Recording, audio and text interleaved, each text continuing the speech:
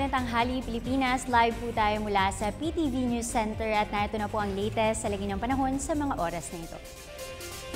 Mga kababayan, naglabas po ng thunderstorm advisory ang Pag-asa at ayon po dito ay meron pong nagaganap na pagkidlat, pagkulog at yan po ay nakaka-apekto dito sa Pampanga.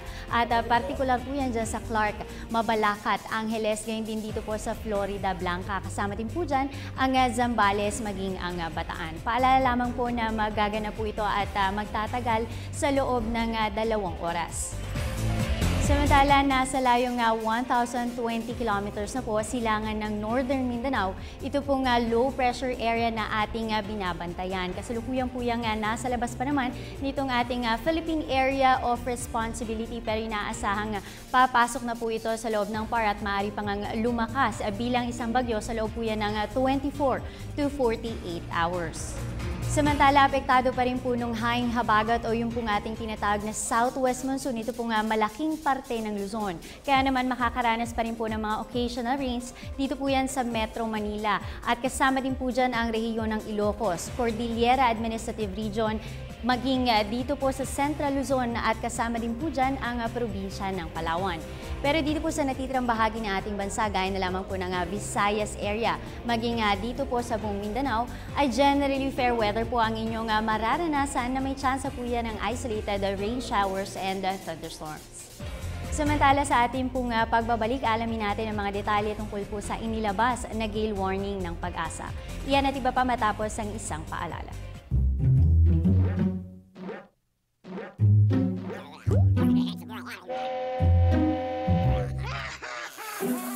Worried kung nasaan ang package mo? Sa Air 21, worry-free! May real-time SMS updates kaya alam mong status ng padala mo every step of the way. Why worry? Pwede namang worry-free. Sa Air 21, sagot ko, padala mo! Time check po muna tayo, 11:59 na po ng tanghali, ayon po yan sa Philippine Standard Time. Mga kababayan, kaugnay pa rin po ng hanging habagat kaya po naglabas ng gale warning ang Pag-asa.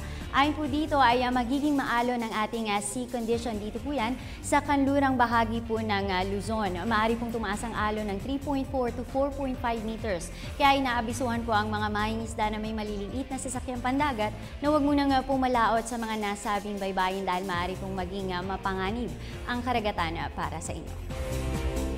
At iyan muna ang latest mula dito sa PTV News Center. Manatili pong nakatutok sa Panahon TV kung saan walang pinipiling panahon ang pagbibigay impormasyon. Maaari niyo pong bisitahin ang aming website and other social media accounts. At ako po ang nakasama ninyo ngayon, ang inyong weather darling na si Aubrey Nair na nagsasabing kahit anong panahon, may pag-asang bumangon. Magandang tanghali!